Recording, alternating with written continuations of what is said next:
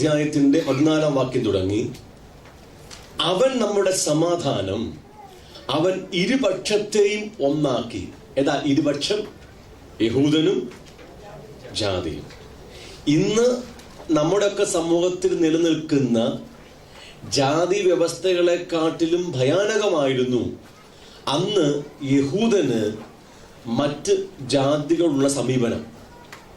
യഹൂദന്റെ ചിന്തയിൽ അവൻ മാത്രമേ ദൈവത്തിന്റെ ജനമായിട്ടുള്ളൂ, ബാക്കി എല്ലാവരും ആരാണ്? ജാതികളാണ്. ആ ജാതികളോട് യഹൂദന് ഒരു ബന്ധവുമില്ല. ഇവന് കൈപോലും കൊടുക്കത്തില്ല. അവരെ ദേശം വഴി പോകുവാൻ പോലും അവൻ ആഗ്രഹമില്ല. അത്രയ്ക്കും വലിയ എന്തുണ്ടായിരുന്നു? വ്യത്യാസമുണ്ടായിരുന്നു യഹൂദനും ജാതിയും തമ്മിൽ. എന്നാൽ ഈ രണ്ടു കൂട്ടരെയും എന്ത് ചെയ്തു? ക്രിസ്തുവിൽ ഒരു കൂട്ടമാക്കി തീർത്തു. ഓക്കെ, താഴെ വായിച്ചു വരികയാണ്.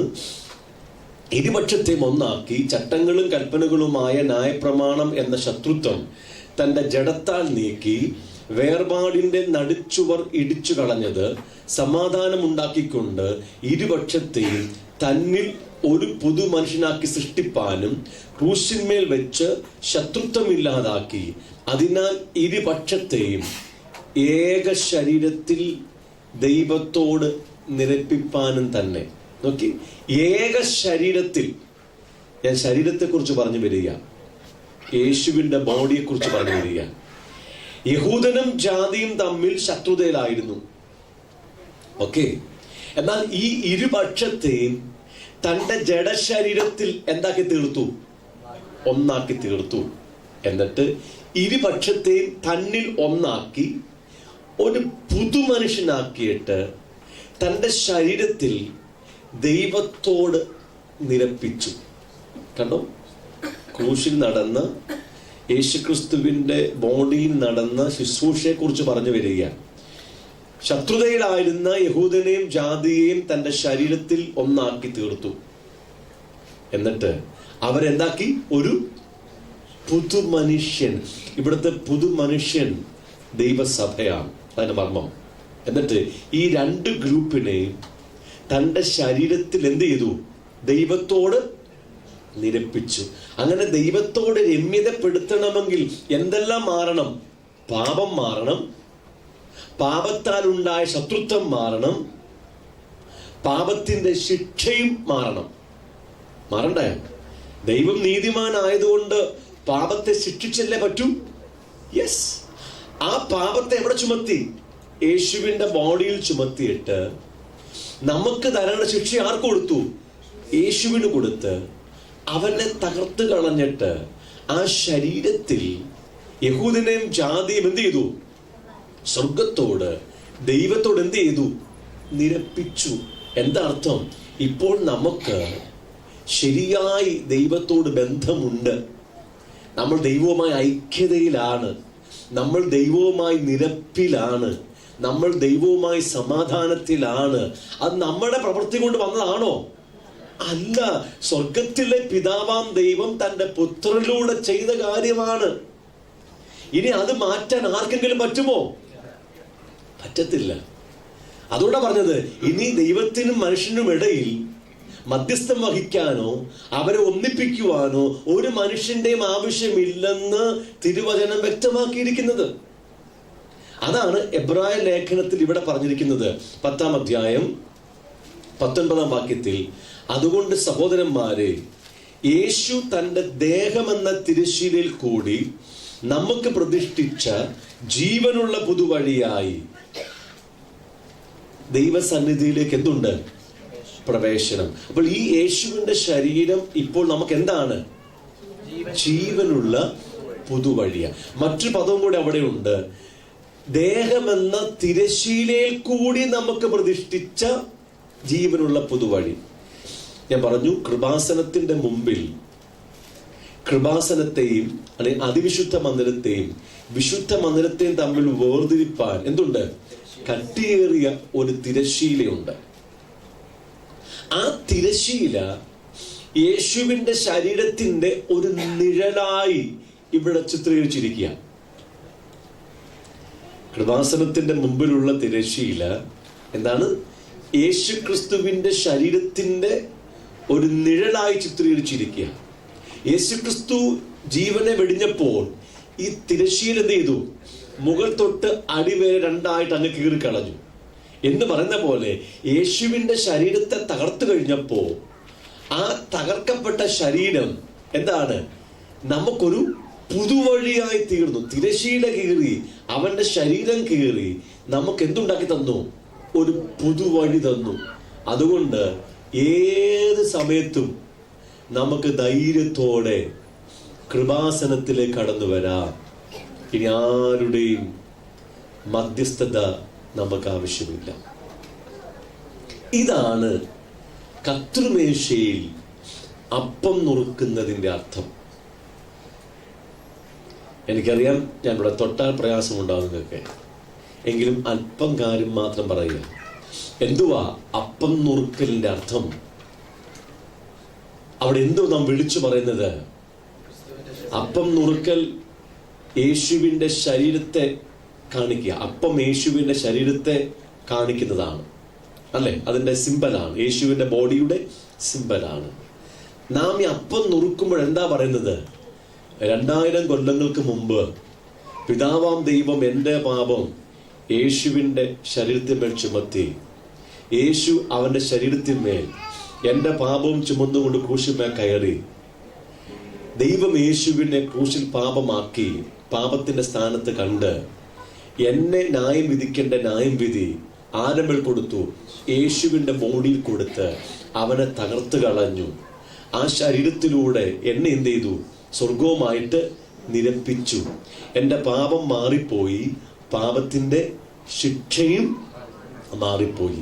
ഇന്ന് ഞാനൊരു പാപത്തിൽ വീണാൽ പോലും ഈ ശരീരം എന്റെ കൃപാസനത്തിലേക്കുള്ള എന്താണ്? ജീവനുള്ള പുതുവഴിയാണ്. അതുകൊണ്ട് ഏത് സമയത്തും എനിക്ക് ധൈര്യത്തോടെ എവിടെ വരാം? കൃപാസനത്തിൽ വരാമെന്ന് പറഞ്ഞ് ഞാൻ എൻ്റെ പാപമോചനത്തിൻ്റെയും എൻ്റെ വിടുതലിൻ്റെയും എൻ്റെ രക്ഷയുടെയുമായ കാര്യങ്ങൾ പ്രഖ്യാപിക്കുന്ന സ്ഥലമാണ്, സമയമാണ് അപ്പം നുറുക്കൽ. നിങ്ങൾ ഇത്രയും കാര്യം പ്രഖ്യാപിക്കുന്നില്ലെങ്കിൽ അപ്പം നുറുക്കൽ ചടങ്ങായി മാറ്റപ്പെടും, അത് കൂദാശയായി മാറ്റപ്പെടും, ആചാരമായി മാറ്റപ്പെടും. നിങ്ങൾക്ക് അതിനകത്ത് ഒരർത്ഥവും ഒരു നന്മയും ഉണ്ടാകത്തില്ല. ഞാൻ യേശുവിന്റെ ശരീരത്തിന്റെ ചിത്രമായിരിക്കുന്ന അപ്പം നുറുക്കുമ്പോൾ ഞാൻ വിളിച്ചു പറയുക, എന്റെ പാപം മോചിച്ചെന്ന്. 2000 കൊല്ലങ്ങൾക്ക് മുമ്പ് ഇതുപോലെ അവന്റെ ശരീരം എന്ത് ചെയ്തു?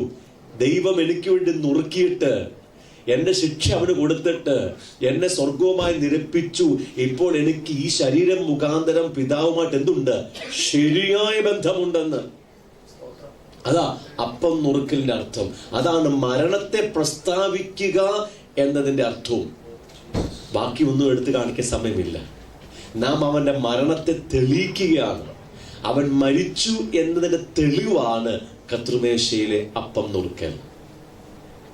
മരണത്തെ തെളിവാൻ ആവശ്യമെന്ന എബ്രായ ലേഖനം പറഞ്ഞിരിക്കുന്നത്. ഈ അപ്പം നുറുക്കുമ്പോൾ ഞാൻ എന്ത് വിളിച്ചു പറയാ? യേശു മരിച്ചു. എന്താ അർത്ഥം? എന്റെ പാപത്തെ വഹിച്ച്, ശിക്ഷ വഹിച്ച് എന്റെ സ്ഥാനത്ത് അവൻ മരിച്ചു. ഇതവന്റെ ശരീരത്തിന്റെ ഓർമ്മയ്ക്കായിട്ടാണ്. മനസ്സിലാക്കുന്നത്? വലിയ ആത്മീയ മർമ്മമാണ് അപ്പം നുറുക്കലിൽ നാം വിളിച്ചു പറഞ്ഞ് ഉറപ്പിക്കുന്നത്. ഹല്ലേലൂയ. ഈ രണ്ടാമത് കൃപാസനത്തിലേക്ക് നമ്മെ അടുപ്പിക്കുന്ന പ്രധാനപ്പെട്ട സംഗതി 20ാമത്തെ വാക്യത്തിലുണ്ട്. 10ാം അധ്യായം വാക്യം 20, എബ്രായ ലേഖനം 10:20. തന്റെ രക്തത്താൽ വിശുദ്ധ മന്ദിരത്തിലേക്കുള്ള പ്രവേശനത്തിന് ധൈര്യവും. അപ്പോൾ അതിവിശുദ്ധ മന്ദിരത്തിലേക്ക്, കൃപാസനത്തിലേക്ക് നമുക്ക് പ്രവേശിപ്പാൻ ധൈര്യം തരുന്നത് യേശുവിന്റെ രക്തമാണ്. എന്താ യേശുവിന്റെ രക്തത്തിന്റെ പ്രാധാന്യം? യേശുവിന്റെ രക്തം ഒന്നാമത് നമ്മുടെ ജീവന് മറുവിലയായി ദൈവത്തിന് കൊടുത്തതാണ്. ഇത് മറന്നു പോകരുത്. അതുകൊണ്ടാണ് നമുക്ക് എന്ത് വന്നത്? പാപമോചനം വന്നത്. അതുകൊണ്ട് നമുക്ക് ശുദ്ധീകരണം വന്നു, കഴുകൽ വന്നു. പാപമോചനവും ശുദ്ധീകരണവും കഴുകലും ഒന്നുമല്ല ഒന്നാമത്തെ കാര്യം. യേശുവിൻ്റെ രക്തം പറയുമ്പോൾ നമ്മുടെ ജീവന്, നമ്മുടെ പ്രാണന് മറുവിലയായി, പകരമായി ദൈവത്തിന് കൊടുത്തതാണ് യേശുവിൻ്റെ രക്തം. ആമേൻ. എബ്രായ ലേഖനത്തിൽ ഒരു വാക്യം നിങ്ങൾ കാണുക. 9-ാം അധ്യായം അതിൻ്റെ 11-ാം വാക്യം തുടങ്ങി 14-ാം വാക്യം വരെ. എബ്രായ ലേഖനം 9-ാം അധ്യായം 11-ാം വാക്യം തുടങ്ങി. ക്രിസ്തുവോ വരുവാനുള്ള നന്മകളുടെ മഹാപുരോഹിതനായി വന്നിട്ട് കൈപ്പണി അല്ലാത്തതായി എന്ന് വെച്ചാൽ ഈ സൃഷ്ടിയിൽ ഉൾപ്പെടാത്തതായി വലിപ്പവും തികവുമേറിയ ഒരു കൂടാരത്തിൽ കൂടി ആട്ടുകൊറ്റന്മാരുടെയും പശുക്കിടാങ്ങളുടെയും രക്തത്താലല്ല, സ്വന്തം രക്തത്താൽ തന്നെ ഒരിക്കലായിട്ട് വിശുദ്ധ മന്ദിരത്തിൽ പ്രവേശിച്ച് എന്നേക്കുമുള്ളൊരു വീണ്ടെടുപ്പ് സാധിപ്പിച്ചു. നോക്കി, കൈപ്പണി അല്ലാത്തതായി എന്ന് വെച്ചാൽ ഈ സൃഷ്ടിയിൽ ഉൾപ്പെടാത്തതായി വലിപ്പവും തികവുമേറിയ ഒരു കൂടാരത്തിൽ കൂടി ആട്ടുകൊറ്റന്മാരുടെയും പശുക്കിടാങ്ങളുടെയും രക്തത്താലല്ല, സ്വന്തം രക്തത്താൽ തന്നെ ഒരിക്കലായിട്ട് വിശുദ്ധ മന്ദിരത്തിൽ പ്രവേശിച്ച് എന്നേക്കുമുള്ളൊരു വീണ്ടെടുപ്പ് സാധിച്ചു. തൊട്ട് മുകളിൽ പറഞ്ഞിരിക്കുന്നത് ആണ്ടിലൊരിക്കൽ ഈ ഭൂമിയിൽ കൈപ്പണിയായി പണിതിരിക്കുന്ന ആ ചെറിയ ആലയത്തിനകത്തിട്ട് ആര് പോകും? മഹാപുരോഹിതൻ മൃഗത്തിന്റെ രക്തവുമായി കടന്നു എന്ന് കൃപാസനത്തിനകത്ത് ചെന്ന് രക്തം എവിടെ തളിക്കും? കൃപാസനത്തിന്റെ മുകളിലും മുമ്പിലും തളിക്കും. എന്തുവേണ്ടിയാ? ജനത്തിന്റെ പാപങ്ങളുടെ മോചനത്തിനു വേണ്ടി, അഥവാ അവരുടെ ജീവന് മറുവിലയായി, പകരമായി മൃഗങ്ങളുടെ രക്തം ദൈവത്തിന് കൊടുക്കുന്നതാണ് അവിടുത്തെ ചിത്രം. എന്നാൽ യേശു അങ്ങനെ അല്ല ചെയ്തത്. ഈ കൈപ്പണിയായ ആലയത്തിലേക്കല്ല അവൻ കടന്നു പോയത്. കൈപ്പണി അല്ലാത്തത് വലിയൊരാളയം, ഏതാ? സ്വർഗത്തിനുള്ള ദൈവസന്നിധിയിലേക്ക് അവൻ കടന്നു ചെന്നു. എങ്ങനെ? സ്വന്തം രക്തത്താൽ പ്രവേശിച്ചിട്ട് എന്നേക്കുമുള്ളൊരു വീണ്ടെടുപ്പ് സാധിപ്പിച്ചു. ഓക്കെ, സാധാരണ പലരും പറയും യേശു രക്തം ഈ ഭൂമിയിൽ മുഴുവനും ഒഴുകിപ്പോയി, അങ്ങനെ നമ്മൾ വായിക്കുന്നത്. പക്ഷെ ഇവിടെ ആത്മാവ് രേഖപ്പെടുത്തുന്നു, അവൻ തന്റെ രക്തവുമായി എവിടെ പ്രവേശിച്ചു? സ്വർഗീയ കൃപാസനത്തിൽ, വിശുദ്ധ മന്ദിരത്തിൽ പ്രവേശിച്ച് എന്നേക്കുമുള്ളൊരു വീണ്ടെടുപ്പ് എന്ത് ചെയ്തു? സാധിപ്പിച്ചു. അപ്പോൾ വീണ്ടെടുപ്പ് നടന്നത്, ആ വീണ്ടെടുപ്പിന്റെ അർത്ഥം എന്ന് പറഞ്ഞാൽ നമ്മുടെ പ്രാണന് പകരമായി യേശുവിന്റെ ജീവൻ പിതാവിന് കൊടുത്തു. കാര്യം എന്താ? നാം പാപം ചെയ്തത് ദൈവത്തിനെതിരെയാണ്. അവൻ നീതിമാനായ ന്യായാധിപനായതുകൊണ്ട് നമ്മെ എന്ത് ചെയ്യണം? ന്യായം വിധിക്കണം. പാപത്തിന്റെ ശമ്പളം എന്തുവാ? മരണമാണ്, ജീവനില്ലാത്ത അവസ്ഥയാണ്. നാം പാപം ചെയ്തേക്ക് മരിച്ചേ പറ്റൂ. രക്തം കൂടാതെ എന്തില്ല? വിമോചനമില്ല. എന്താ? നമ്മുടെ ജീവനെ മരണത്തിൽ നിന്നും രക്ഷിക്കണമെങ്കിൽ മറ്റൊരു ജീവൻ പകരമായി ദൈവത്തിന് കൊടുക്കണം. അത് യേശുവിന്റെ ജീവനാണ്. ദൈവം നീതിമാനായതുകൊണ്ട് അങ്ങനെ ചെയ്തേ പറ്റൂ. ഇവിടെ യേശു തന്റെ ജീവൻ നമ്മുടെ ജീവന് പകരമായി എവിടെ കൊടുത്തു? ദൈവസന്നിധിയിൽ അതിവിശുദ്ധ മന്ദിരത്തിൽ പ്രവേശിച്ച് രക്തവുമായി പ്രവേശിച്ച് എന്ത് ചെയ്തു? എന്നേക്കുമായ ഒരു വീണ്ടെടുപ്പ് സാധിപ്പിച്ചു. ഇറ്റേണൽ റിഡംഷൻ, നിത്യമായ വീണ്ടെടുപ്പ് സാധിപ്പിച്ചു കഴിഞ്ഞു നമുക്ക് വേണ്ടി. അതാണ് യേശുവിന്റെ രക്തത്തിന്റെ പ്രാധാന്യം. ആ നിത്യമായി വീണ്ടെടുപ്പ് നടത്തിയത് കൊണ്ട് നമുക്ക് എന്ത് വന്നു? പാപങ്ങളുടെ മോചനം വന്നു, ശുദ്ധീകരണം വന്നു. അവരുടെ രക്തത്താൽ നമ്മെ ദൈവം കഴുകി. അതാണ് നിങ്ങൾ നിത്യമായി സദാ വിശുദ്ധീകരിക്കപ്പെട്ടിരിക്കുന്നു, സൽഗുണ പൂർണ്ണനായിരിക്കുന്നു എന്ന് പറയുന്ന വാക്യത്തിന്റെ അർത്ഥം. ഇത്ര മനസ്സിലാകുമോ? അപ്പോൾ യേശുവിന്റെ രക്തം എന്താ? എന്റെ ജീവന് പകരമായി, മറുവിലയായി ദൈവത്തിന് കൊടുത്തതാണ്. അതാണ് രക്തത്തിന്റെ ഒന്നാമത്തെ പ്രത്യേകത. തന്മൂലം പാപമോചനവും ശുദ്ധീകരണവും രക്തത്താലുള്ള കഴുകലുമൊക്കെ എനിക്ക് വന്നു. ഞാൻ ദൈവത്തിന് മുമ്പാകെ വിശുദ്ധീകരിക്കപ്പെട്ടു. സൽഗുണ പൂർത്തി വന്നു കഴിഞ്ഞു. ഇനി ഇന്ന് ഞാനൊരു പാപം ചെയ്താൽ, പാപത്തിൽ വീണാൽ, ഞാൻ കൃപാസനത്തിലേക്ക് വരുമ്പോൾ ഈ രക്തം ഹാബേലിൻ രക്തത്തെക്കാൾ ഗുണകരമായി ദൈവകൃപാസനത്തിൽ എനിക്ക് വേണ്ടി സംസാരിച്ചു കൊണ്ടിരിക്കുന്നു. എബ്രായ ലേഖനത്തിൽ 12-ാം അധ്യായത്തിന്റെ 24-ാം വാക്യം, 18-ാം വാക്യം തുടങ്ങി വായിച്ചു വന്നെങ്കിലേ നിങ്ങൾക്ക് അതിന്റെ അർത്ഥം മനസ്സിലാകത്തുള്ളൂ. നാം 24-ാം വാക്യം വായിക്കുന്നു. നാം ഇപ്പോൾ വന്നിരിക്കുന്നത് പുതിയ ഉടമ്പടിയുടെ മധ്യസ്ഥനായ യേശുവിനും ഹാബേലിന്റെ രക്തത്തെക്കാൾ ഗുണകരമായി സംസാരിക്കുന്ന പുണ്യാഹ രക്തത്തിനും അടുക്കൽ അത്രേ. നാം ഇപ്പോൾ എവിടെ വന്നിരിക്കുന്നത്? ഹാബേലിൻ രക്തത്തെക്കാൾ ഗുണകരമായി സംസാരിക്കുന്ന യേശുവിന്റെ രക്തത്തിന്റെ അടുക്കലാ. ഈ യേശുവിന്റെ രക്തം എവിടെയുണ്ട്?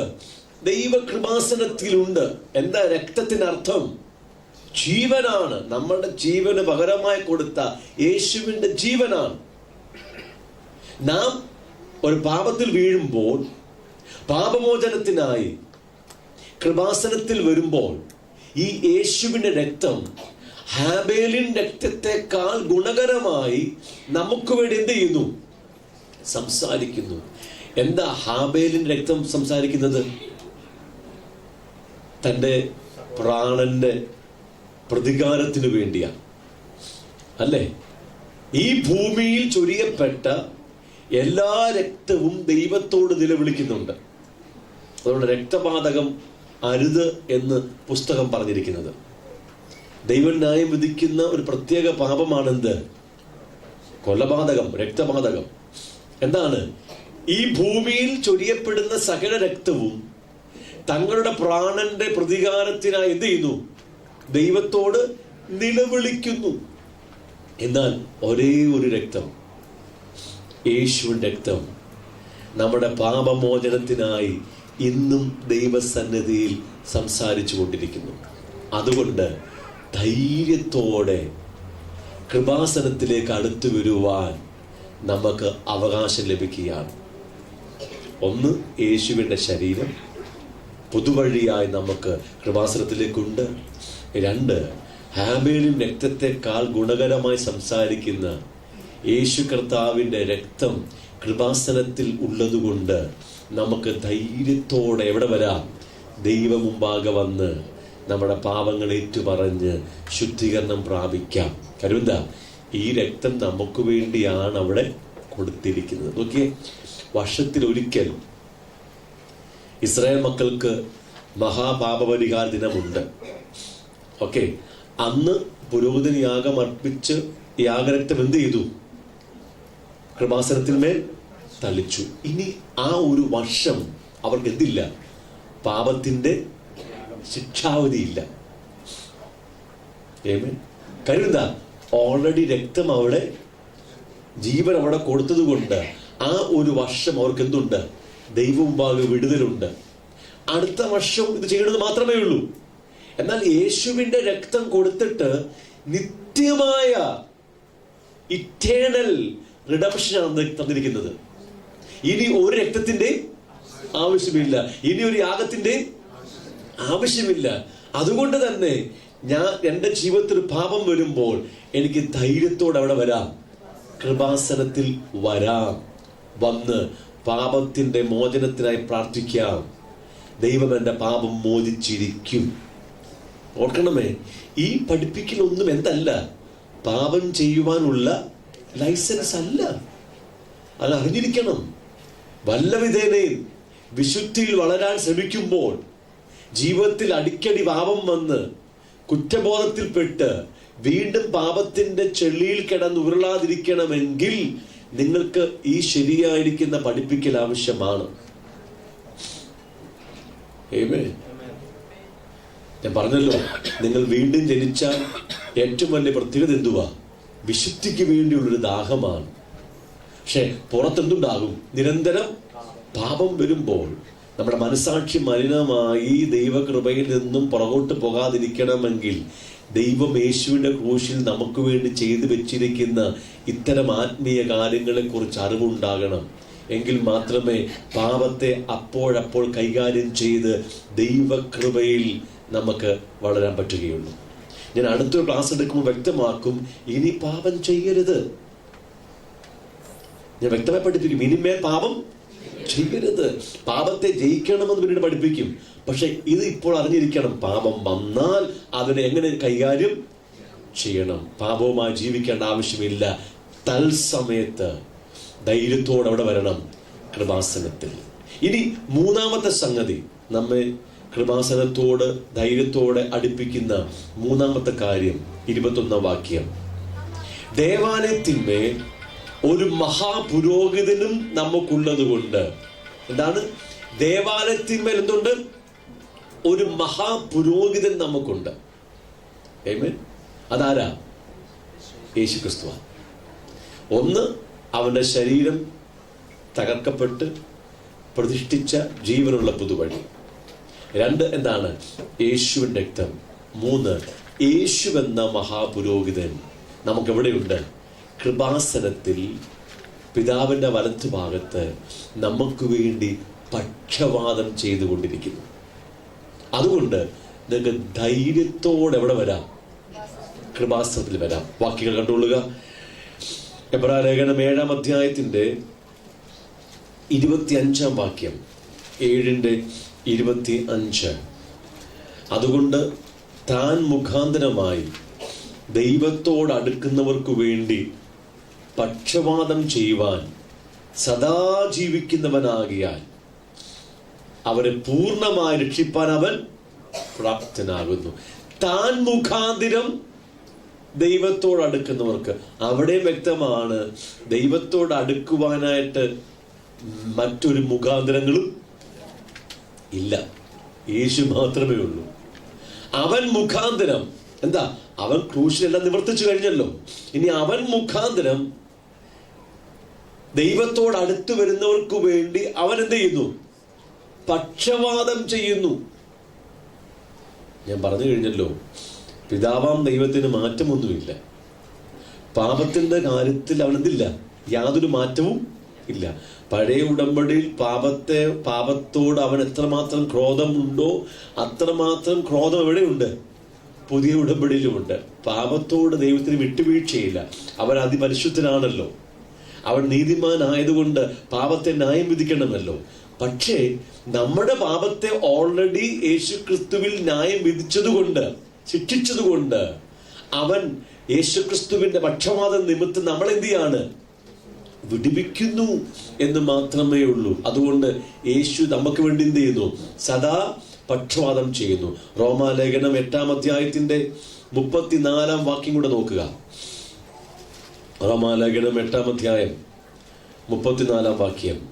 ക്രിസ്തു യേശു മരിച്ചവൻ, മരിച്ചിട്ട് ഉയർത്തെഴുന്നേറ്റവൻ തന്നെ. അവൻ ദൈവത്തിന്റെ വലത്തുഭാഗത്തിരിക്കുകയും നമുക്ക് വേണ്ടി പക്ഷവാദം കഴിക്കുകയും ചെയ്യുന്നു.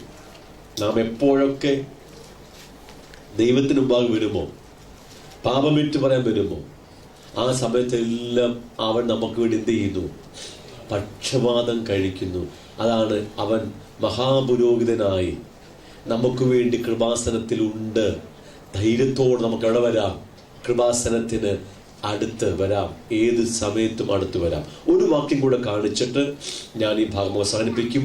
1 യോഹന്നാന്റെ ലേഖനത്തിൽ 1-ാം അധ്യായം 7-ാം വാക്യം തുടങ്ങി, അവൻ വെളിച്ചത്തിൽ ഇരിക്കുന്നത് പോലെ നാം വെളിച്ചത്തിൽ നടക്കുന്നുവെങ്കിൽ നമുക്ക് തമ്മിൽ കൂട്ടായ്മയുണ്ട്.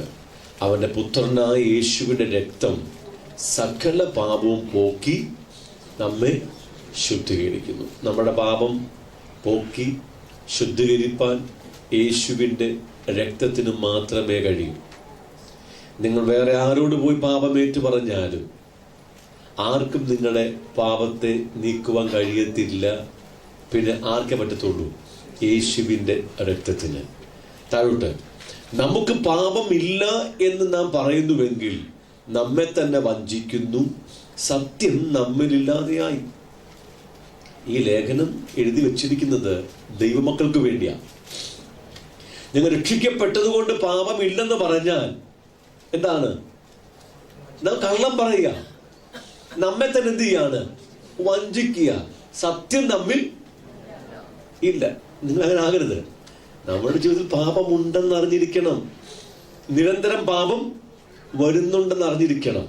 ഇനി അടുത്ത വാക്യം പറഞ്ഞിരിക്കുന്നത്, നമ്മുടെ പാപങ്ങളെ ഏറ്റുപറയുന്നുവെങ്കിൽ അവൻ നമ്മോട് പാപങ്ങളെ ക്ഷമിച്ച് സകല അനീതിയും പോക്കി നമ്മെ ശുദ്ധീകരിപ്പാൻ തക്കവണ്ണം വിശ്വസ്തനും നീതിമാനുമാകുന്നു. അപ്പോൾ പാപം വരും, നാം എന്ത് ചെയ്യണം? പാപത്തെ ഏറ്റുപറയണം. ഇവിടെയാണ് പല ദൈവമക്കൾക്കും പ്രയാസമുള്ളത്. രക്ഷിക്കപ്പെട്ട ശേഷം പാപം വരുത്തില്ലെന്ന് പഠിപ്പിക്കുന്ന ആൾക്കാരുണ്ട്. അങ്ങനെയല്ല, പാപം വരും. എന്ത് ചെയ്യണം? പാപത്തെ ഏറ്റുപറയണം. പാപത്തെ അനുദപിക്കണം, പാപത്തെ കുറിച്ച് അനുദപിക്കണം, ഏറ്റുപറയണം. യേശുവിന്റെ രക്തത്താലുള്ള ശുദ്ധീകരണം എന്ത് ചെയ്യണം? നാം പ്രാപിച്ചോണം. ഓക്കെ. ഇനി ഒരു പാപം നിങ്ങൾ എത്ര വട്ടം ചെയ്താലും എന്തുണ്ടാകും? ദൈവം നിങ്ങളോട് ക്ഷമിക്കും. ഒരു ധാരണയുണ്ട്, ഒരു പാപം ഒരു വട്ടമൊക്കെ ചെയ്തിട്ട് ഏറ്റു പറഞ്ഞാൽ ക്ഷമിക്കും, 2 വട്ടമായി ക്ഷമിക്കത്തില്ലെന്ന്. തെറ്റായ ധാരണയാ. അങ്ങനെ പുസ്തകത്തിൽ ഒരു വചനം പോലും ഇല്ല. ദൈവം എന്നോട് പറയാണ്, നിന്റെ കൂട്ടുകാരൻ നിന്റെ നേരെ പാപം ചെയ്തിട്ട് ദിവസവും എത്ര പ്രാവശ്യം വന്ന് പറഞ്ഞാലും എന്ത് ചെയ്യണം? ക്ഷമിക്കണമെന്ന്. അല്ലേ? എൻ്റെ കൂട്ടുകാരൻ എനിക്കെതിരെ പാപം ചെയ്തിട്ട് എത്ര വട്ടം പാപം ചെയ്തിട്ട് വന്ന് ക്ഷമ ചോദിച്ചാലും ഞാൻ അവനോട് ക്ഷമിക്കണമെന്ന. ഞാനാണോ? ഈ ബലഹീനനായ എന്നോട് കർത്താവ് അങ്ങനെ ഡിമാൻഡ് ചെയ്യുമ്പോൾ ഞാൻ അവനോട് ചെയ്യുന്ന പാപങ്ങൾ ഒരു ദിവസം എത്രയായാലും ഞാൻ ഏറ്റു പറഞ്ഞാൽ അവൻ ക്ഷമിക്കത്തില്ലയോ? ക്ഷമിക്കും. നമ്മൾ പുസ്തകത്തിൽ ഇല്ലാത്ത കാര്യമൊന്നും പറഞ്ഞ് ജനത്തെ പഠിപ്പിക്കരുത്, ഭാരം കൂട്ടിക്കൊടുക്കരുത്. ദൈവം നമ്മുടെ പാപത്തെ ഓൾറെഡി ക്ഷമിച്ചു കഴിഞ്ഞിരിക്കുകയല്ലേ? ആണോ? പാപത്തെ ഓൾറെഡി ന്യായം വിധിച്ചു കഴിഞ്ഞില്ലേ? അതുകൊണ്ടാ, നമുക്കൊരു കൃപ ലഭിച്ചത് കൊണ്ടാ. ഞാൻ വീണ്ടും പറയുന്നു, പാപം അന്നും ഇന്നും പാപം തന്നെയാണ്. പാപത്തിന് ന്യായവിധിയുണ്ട്. പക്ഷെ നമ്മുടെ പാപത്തിനുള്ള ന്യായവിധി ആർക്ക് കൊടുത്തു? യേശുവിന് കൊടുത്തു. അതുകൊണ്ട് നിങ്ങളുടെ ജീവിതത്തിൽ അടിക്കടി പാപം വന്നതുകൊണ്ട് ഏറ്റു പറഞ്ഞാൽ ദൈവം ക്ഷമിക്കത്തില്ലെന്ന് പറയാൻ ഒരു വാക്യം പോലും ഇല്ല. പാപം ഇല്ലെന്ന് പറഞ്ഞാലാണ് എന്താണ്? നാം നമ്മെ തന്നെ വഞ്ചിക്കുന്നത്. പാപം ഏറ്റു പറയണം.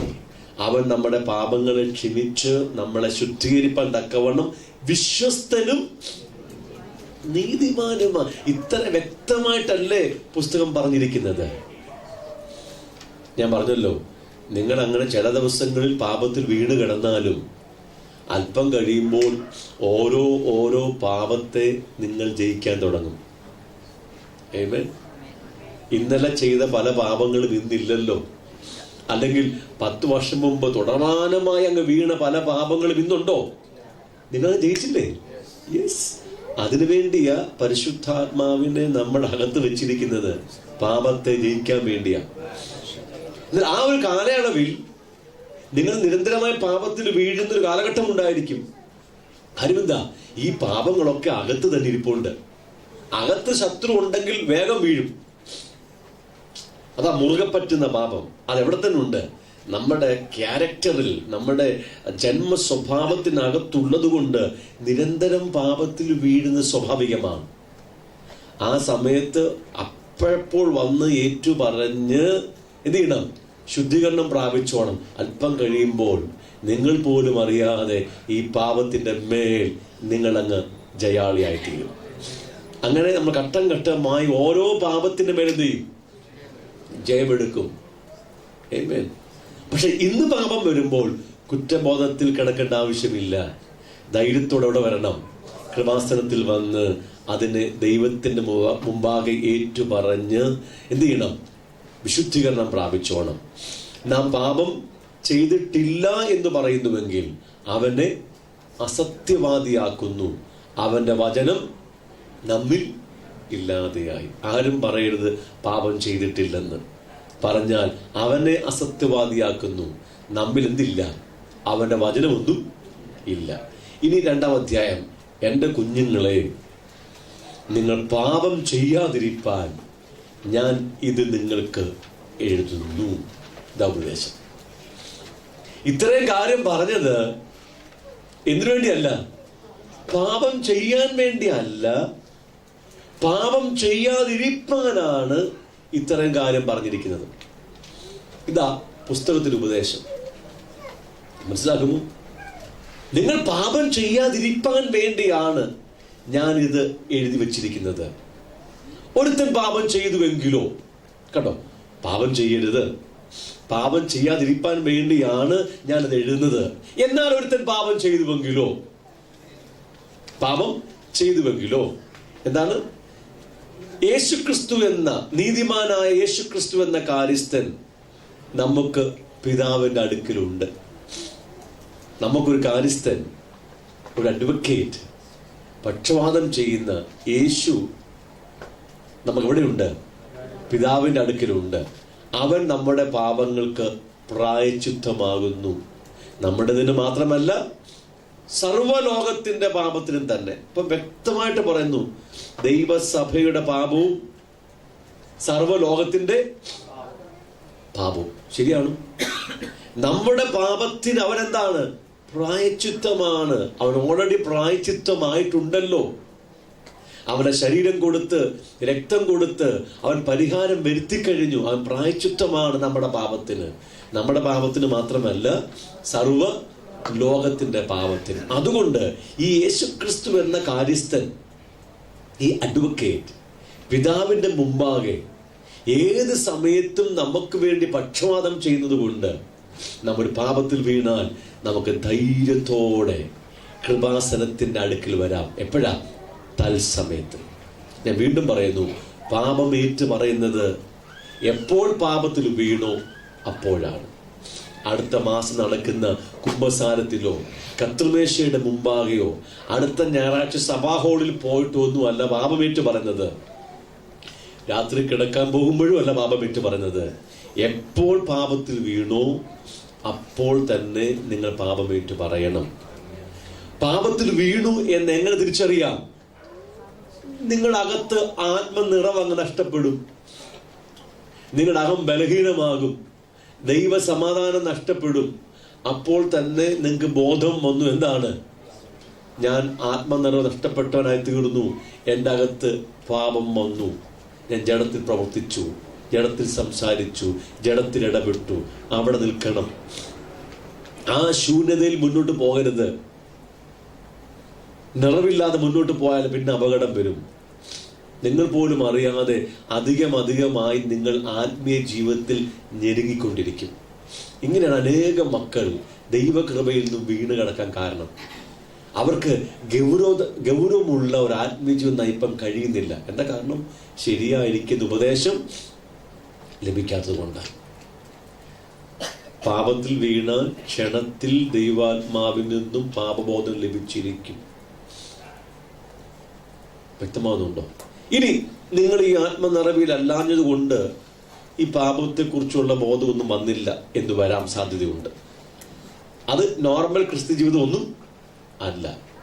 അങ്ങനെ ഒരു അവസ്ഥയിലാണ് നിങ്ങളെങ്കിൽ ഒരു പ്രവചന ശുശ്രൂഷയിലൂടെ ദൈവം നിങ്ങളുടെ പാപത്തെ എന്ത് ചെയ്യും? വെളിപ്പെടുത്തും. അപ്പോഴെന്ത് ചെയ്യണം? പാപത്തെ ഏറ്റുപറഞ്ഞ് ശുദ്ധീകരണം പ്രാപിക്കണം. അല്ലെങ്കിൽ വചനം ദൈവം വെളിപ്പെടുത്തും. വചനം കേൾക്കുമ്പോൾ നിങ്ങൾ ആത്മനിറവിൽ നടക്കാതിരുന്ന് ഞെരുങ്ങിപ്പോയ ഒരു ദൈവത്തിന്റെ പൈതലാണെങ്കിലാണ് ഈ ഓപ്ഷൻസ് ഒക്കെ ഉള്ളത്. ഓക്കെ, വചനത്തിലൂടെ അവരെന്ത് ചെയ്യും? നിങ്ങളുടെ കുറവുകളെ വെളിപ്പെടുത്തും. അപ്പോൾ എന്ത് ചെയ്യണം? സമർപ്പിച്ചു കൊടുക്കണം, ഏറ്റുപറയണം, അനുദപിക്കണം. വീണ്ടും നിങ്ങളുടെ അകത്തേക്ക് ആത്മനിറവ്. ഞാൻ വീണ്ടും പറഞ്ഞത്, എപ്പോഴും നിങ്ങളുടെ ഹൃദയത്തെ പരിശോധിക്കണം. നിങ്ങൾ ആത്മനിറവിലാണോ, ദൈവകൃപയിലാണോ, ദൈവസമാധാനത്തിലാണോ എന്ന് ഹൃദയം പരിശോധിക്കണം. നിങ്ങളുടെ മനസ്സാക്ഷിയിൽ മാലിന്യമുണ്ടോ, മനസ്സാക്ഷികളെ കുറ്റം വിധിക്കുന്നുവോ, ഇതൊക്കെ പരിശോധിച്ചിട്ട് വേണം നമ്മൾ ഓരോ ദിവസവും ഓരോ മണിക്കൂറുകളും മുന്നോട്ട് പോകുവാൻ. അതാണ് റോമാലേഖനം 8-ാം അധ്യായത്തിൽ പഠിപ്പിക്കുന്ന ആത്മാവിനെ അനുസരിച്ച് നടക്കുക എന്ന പാഠത്തിന്റെ അർത്ഥം. ഹല്ലേലൂയ. അപ്പോൾ നാം പാപം ചെയ്താൽ ആ പാപം ഉള്ളതുകൊണ്ട് ദൈവസന്നിധി വിട്ട് പുറകോട്ട് പോകേണ്ട ആവശ്യമില്ല. എന്ത് ചെയ്യണം? ധൈര്യത്തോടെ കൃപാസനത്തിലേക്ക് എന്ത് ചെയ്യണം? അടുത്തു വരണം. ഈ വ്യക്തിക്ക് അവൻ്റെ അകത്ത് ഒരു നിമിഷം പോലും കുറ്റബോധത്തിന്റെ ആവശ്യം ഉണ്ടാകത്തില്ല. കാര്യം എന്താ? അവൻ്റെ അകത്ത് ഈ നീതിയുടെ ബോധമുണ്ട്. ദൈവമേശുവിന്റെ ക്രൂശിൽ തന്റെ നീതി വെളിപ്പെടുത്തിയത് കൊണ്ട് ഞാൻ നീതി പ്രാപിച്ച് നീതീകരിക്കപ്പെട്ട് നീതിമാനായി തീർന്നു. ആമേൻ. ആ നീതിയുടെ ബോധം വളർന്ന് എന്തായി തീർന്നു? നീതിയുടെ കവചമായി തീർന്നു. ആ നീതിയുടെ കവചമുള്ളത് കൊണ്ട് ഇപ്പോൾ എൻ്റെ ചിന്തയിലോ എൻ്റെ പ്രവൃത്തിയിലോ പാപം വെളിപ്പെട്ടാൽ അതെന്റെ മനസ്സാക്ഷിയെ ബാധിക്കുന്നില്ല. എന്തുണ്ടാകും? പാപബോധം ഉണ്ടാകും. പക്ഷെ ആ പാപം എന്ത് ചെയ്യുന്നില്ല? എൻ്റെ മനസ്സാക്ഷിയെ ബാധിച്ച് മലിനപ്പെടുത്തി എന്നെ കുറ്റബോധത്തിൽ ഇടുന്നില്ല. പാപം വന്നാൽ ക്ഷണത്തിൽ എന്ത് ചെയ്തു? പാപബോധമുള്ളവനായി ഞാൻ ദൈവത്തിന്റെ മുമ്പാകെ വന്ന് പാപമേറ്റു പറഞ്ഞ് നീതി ബോധത്തിൽ തുടരും. പാപം ഒരിക്കലും എൻ്റെ മനസ്സാക്ഷിയെ ബാധിച്ച് മലിനപ്പെടുത്തി എന്നെ കുറ്റബോധത്തിലാക്കത്തില്ല. അതിനാണ് നീതിയുടെ ബോധം വർദ്ധിച്ച് നീതിയുടെ കവചമായി മാറ്റപ്പെട്ടത്. അടുത്ത ക്ലാസ്സിൽ നാം ഈ നീതിയുടെ കവചം നമ്മൾ എങ്ങനെയാണ് പ്രവർത്തിക്കുന്നത് എന്നും കൂടെ പറയുമ്പോൾ നിങ്ങൾക്ക് ഇത് ഈ പറഞ്ഞ ക്ലാസ്സുകളുടെ ഒരു പൂർണ്ണമായ ചിത്രം ലഭിക്കും. ആമേൻ. Okay, God bless U.